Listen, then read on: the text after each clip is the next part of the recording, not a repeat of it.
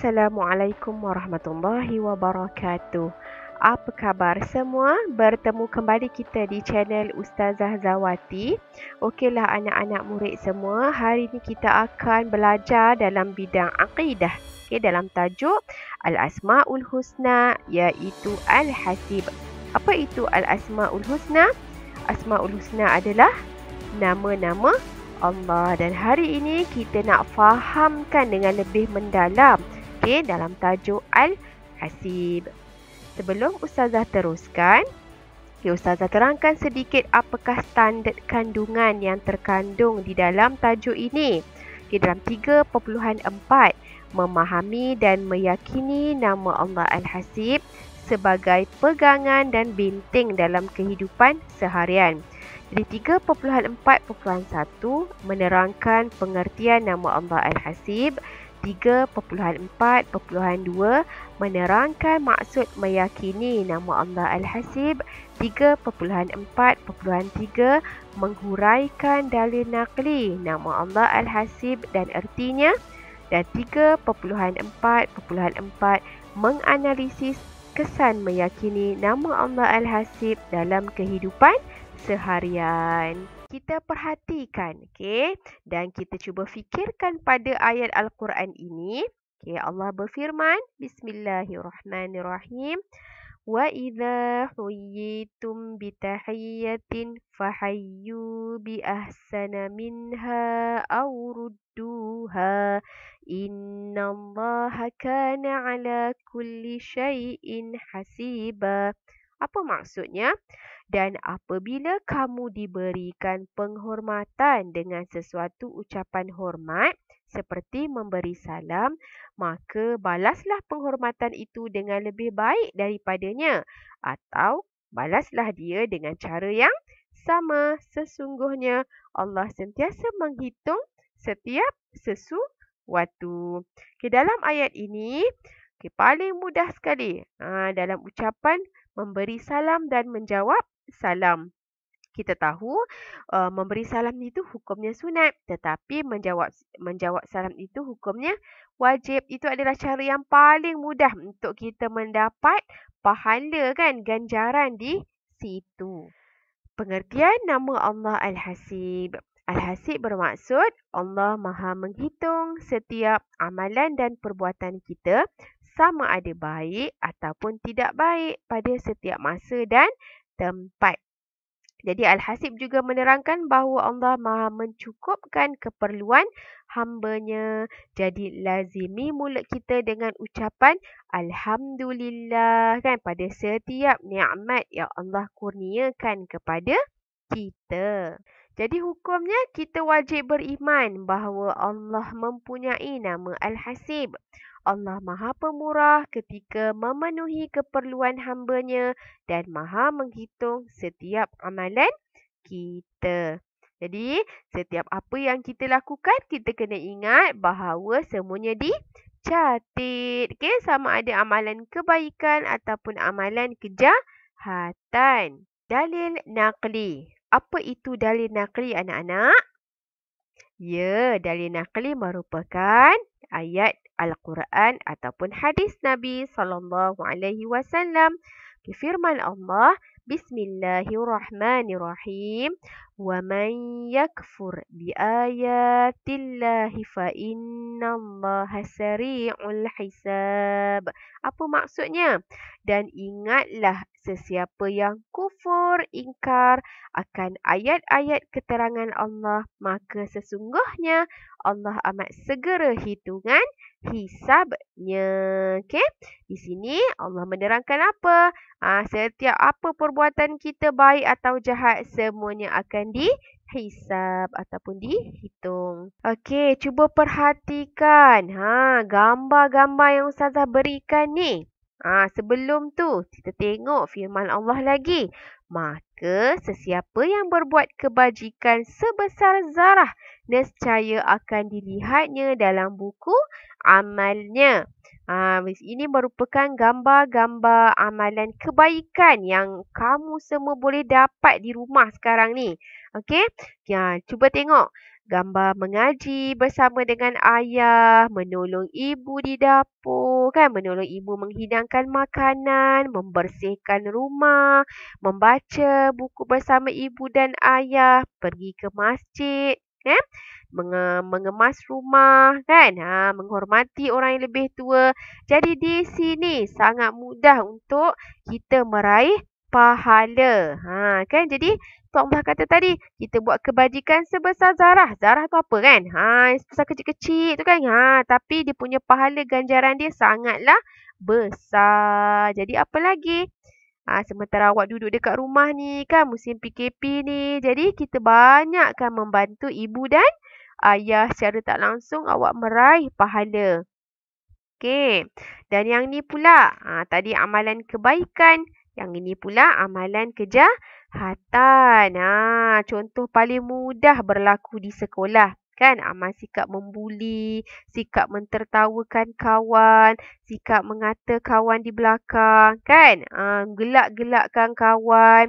Semua tu adalah perkara yang paling tidak baik sekali sebagai awak sebagai seorang pelajar. Okey, dan Allah kata apa? Dan sesiapa yang berbuat kejahatan seberat zarah, nescaya akan dilihatnya dalam buku amalnya. Sama-sama kita muhasabah apa yang kita lakukan pada kawan-kawan kita. Jadi, kita dah tahu apa itu maksud al-hasib. Ustazah dah terangkan contoh-contoh kan, dalil. Jadi kita tengok kesan. Apa kesan kalau kita yakin dengan nama Allah al-hasib itu? Yang pertama sekali, secara tak langsung kita akan membanyakkan membuat amalan kebaikan dan kita segera melakukan amalan tersebut. Menghargai masa dengan melakukan perkara yang berfaedah. Kan, sentiasa daripada kita tengok TV, tengok game, kan main game yang terlalu lama, baik kita mencari pahala dengan membantu ibu dan ayah. Seterusnya, kita akan meninggalkan maksiat, kita bersyukur dengan segala pemberian Allah dan hidup disayangi Allah. Kesannya nama Allah Al-Hasib. Ustazah nak terangkan lagi bukti-bukti nama Allah Al-Hasib ni. Kita tengok apa yang akan berlaku selepas kita hidup di dunia ini, akan datangnya hari kiamat. Kita tahu hari kiamat merupakan hari pembalasan dengan apa yang kita dah lakukan di dunia ini. Jadi bila di hari pembalasan nanti, ada satu timbangan yang dinamakan mizan. Di kotak warna hijau itu mizan.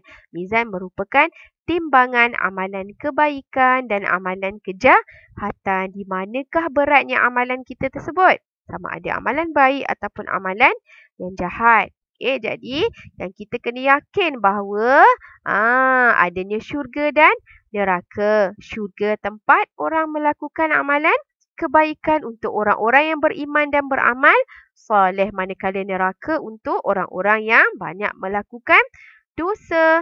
Kan? Dan kita kena yakin juga bahawa di sisi kita adanya malaikat raqib dan atid yang sentiasa mencatat amalan kebaikan dan amalan kejahatan kita di dalam buku amalan kita. Dan kita sekarang ni di mana? Kita duduk di bumi, di alam ini, yang mana Allah berikan kita peluang untuk mencari pahala. Jadi ini semua merupakan bukti-bukti nama Allah Al-Hasib. Sebelum Ustazah simpulkan pengajaran kita pada hari ini, mari kita dengar satu cerita berkaitan tentang seorang pemuda yang diredai Allah yang bernama Uwais Al-Qarni. Siapa itu Uwais Al-Qarni, anak-anak? Uwais Al-Qarni merupakan seorang pemuda yang soleh dan rajin beribadah. Beliau tinggal di Yaman. Hidupnya hanya untuk mencari redha Allah. Jadi beliau mempunyai seorang ibu yang sangat tua dan lumpuh. Beliau memelihara dan menjaganya dengan sangat baik. Nampak di situ seorang anak yang sangat baik, yang taat kepada ibunya dan menjaga ibunya. Uwais Al-Qarni ini sangat teringin bertemu dengan Nabi Muhammad SAW di Madinah. Keinginannya disimpan dan dipendam kerana tidak sampai hati meninggalkan ibunya yang tua dan lumpuh itu. Tapi pada suatu hari, dia minta kebenaran kepada ibu dia. "Ibu, izinkan saya bertemu dengan Rasulullah." Apa kata ibunya? Ibunya berkata, "Pergilah wahai anakku, temui Rasulullah sallallahu alaihi wasallam.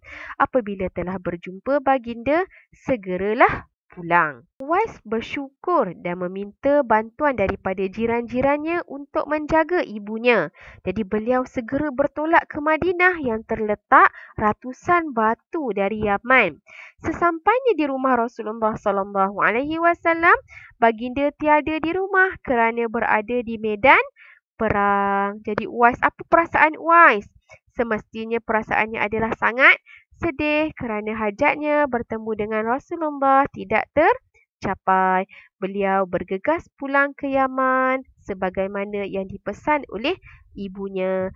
Sesungguhnya keimanan Uwais terhadap nama Allah Al-Hasib membuatkan beliau berusaha menjadi anak yang soleh dan mentaati perintah Allah. Jadi perbuatan Uwais Al-Qarni ini telah dipuji oleh Rasulullah sallallahu alaihi wasallam dan beliau dimuliakan Allah dengan menjadikan setiap doanya makbul. Ini kisah teladan yang harus kita contohi seorang anak yang sangat taat kepada ibunya. Jadi ganjarannya di situ Allah menjadikan setiap doanya makbul. Daripada kisah itu, daripada tajuk yang kita belajar hari ini, apa kesimpulannya? Kita wajib beriman dengan nama Allah Al-Hasib. Dengan cara berhati-hati pada setiap perbuatan kita dan menjadi manusia yang bersyukur. Ustazah ucapkan terima kasih kerana meluangkan masa untuk kita belajar pada hari ini. Jangan lupa untuk like, komen dan share jika anak-anak rasakan video ini sangat bermanfaat kepada rakan-rakan yang lain. Bagi yang belum menekan button subscribe, jangan lupa tekan button subscribe. Berjumpa lagi untuk video yang seterusnya. Sekian, Assalamualaikum warahmatullahi wabarakatuh.